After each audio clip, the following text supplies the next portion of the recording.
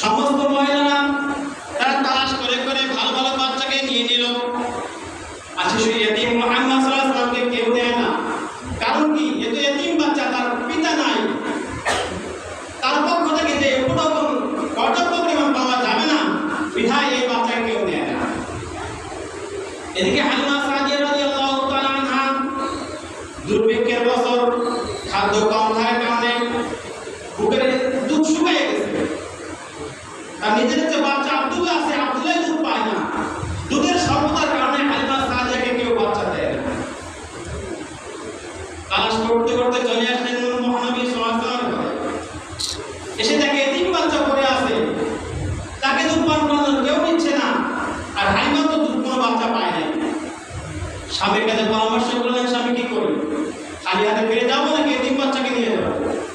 স্বামী বলেন যে খালি হাতে যাওয়ার থেকে এতিম বাচ্চাকে নিয়ে যাওয়াটাই ভালো। হালিমা সাদিয়া রাদিয়াল্লাহু তাআলা আনহা বলেন, আমি এতিম মুহাম্মদ সাল্লাল্লাহু আলাইহি ওয়াসাল্লামকে বলে নিয়ে যখন আমি আমার তাঁবুর মধ্যে চলে গেলাম, তাঁবুর মধ্যে যাওয়ার সাথে সাথে আমার স্তনে দুধ দ্বারা পরিপূর্ণ হয়ে গেল। সুবহানাল্লাহ। শিশু মুহাম্মদ সেও দুধ পান করলো, তার দুধ ভাই আব্দুল্লাহ সেও দুধ পান করলো। দুধ পান করে তারা দুজনে ঘুমিয়ে গেল।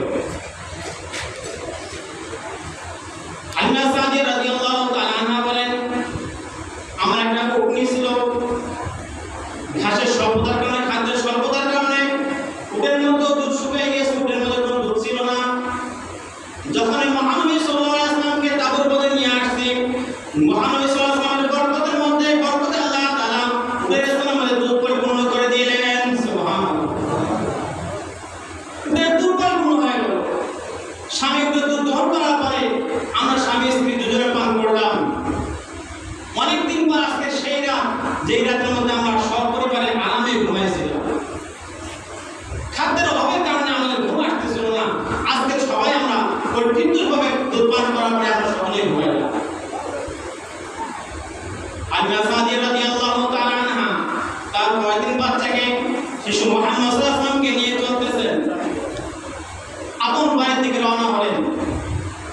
রাস্তার মধ্যে যারা অন্যান্য সঙ্গী যারা আসছে, তারা তো আগে আগে রওনা হয়ে গেছে, কিন্তু এই ফেরার পথে হালিমা রাদিয়াল্লাহু তাআলা আনহার গাধাটা সবার থেকে আগে আগে চলা শুরু করলো। সুবহানাল্লাহ। সঙ্গীরা বলতে থাকে, হালিমা ব্যাপার কি?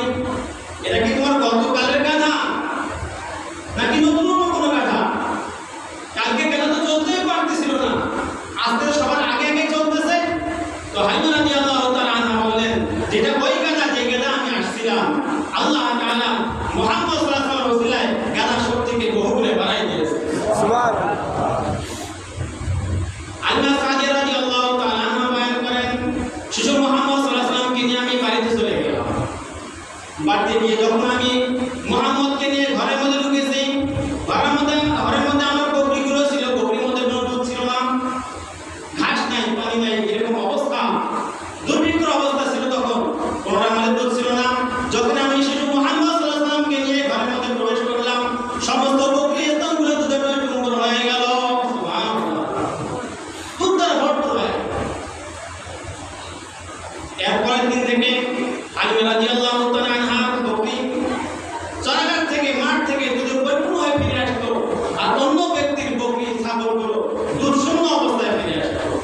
তো অন্য লোকেরা বলা শুরু করলো তাদের রাখালকে, আরে হালিমা যেই মাঠের মধ্যে বকরি চড়ায়, তার ছাগল যেই মাঠের মধ্যে বকরি চড়ায়, যেই মাঠে চড়ায় তোমরা সেই মাঠের মধ্যে চড়াইও, তাহলে তোমাদের বকরির মধ্যে দুধ। কিন্তু তারাও তো ওই মাঠের মধ্যে চড়াইতো, তাদের বকরি শূন্য অবস্থায় ফিরে আসতো। আর হালিমা রাদিয়াল্লাহু তাআলা আনহার বকরি দুধের পরিপূর্ণ হয়ে ফিরে আসতো। সুবহানাল্লাহ।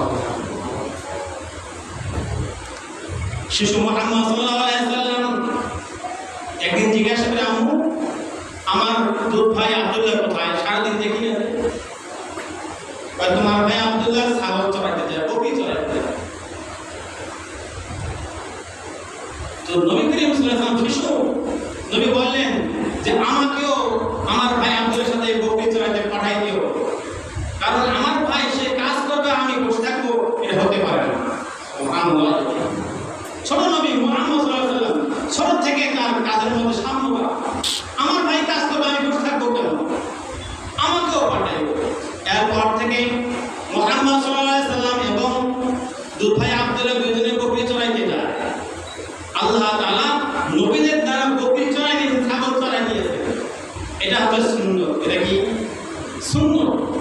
ছাগলের মধ্যে লেখে বকরি চড়ানো সুন্নত কেন, নবীদের দ্বারা আল্লাহ তাআলা বকরি চড়াই নিয়েছেন কেন? এর কারণ হচ্ছে বকরি বা ছাগল, এই ছাগল এমন একটা প্রাণী যে প্রাণী মালিককে খুব প্রতিষ্ঠিত করে, বিরক্ত করে, কষ্ট দেয় বেশি। কি বলেন, গরু যেরকম কথা শুনে বকরি ছাগল কিরকম কথা শুনে দেবে, বিরক্ত করে বেশি, মালিকের কথা শুনে না, উল্টাউল্টি করে বেশি। আবার প্রাণীটি এত ছোট যে তার বেশি চাপ প্রয়োগ করা যায় না, মার দেওয়া যায় না, বেশি মালিক মরে যায়। তাহলে বিরক্ত করবে, সহ্যও করা লাগবে। আল্লাহ তাআলা নবীদের দ্বারা ছাগল চড়ায়, বকরি চড়ায় ট্রেনিং দিয়েছেন। হে নবী শোনো, ভবিষ্যতে তোমাকে নবুয়ত দান করা হবে, তোমার উম্মত এক একটা এক এক রকম হবে, তোমাকে বিরক্ত করবে, রাগ করা যাবে না, সব সহ্য করা লাগবে। এই ট্রেনিংটা আল্লাহ তাআলা ছোট বয়সে নবীদেরকে দিয়ে দিয়েছেন। সুবহানাল্লাহ।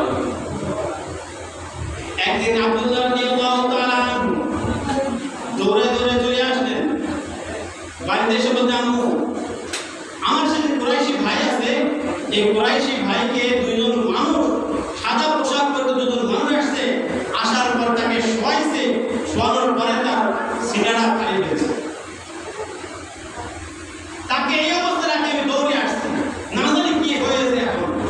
এ কথা শোনার পরে হালিমা রাদিয়াল্লাহু তাআলা আনহা এবং তার স্বামী দুজন দৌড়ে গেলেন, যে দেখেন শিশু নবী মুহাম্মদ রাসূলুল্লাহ সাল্লাল্লাহু আলাইহি ওয়াসাল্লাম গাছের তলায় একটু বসে আছে, ভীত সন্ত্রস্ত অবস্থা, ভীত অবস্থায় বসে আছে।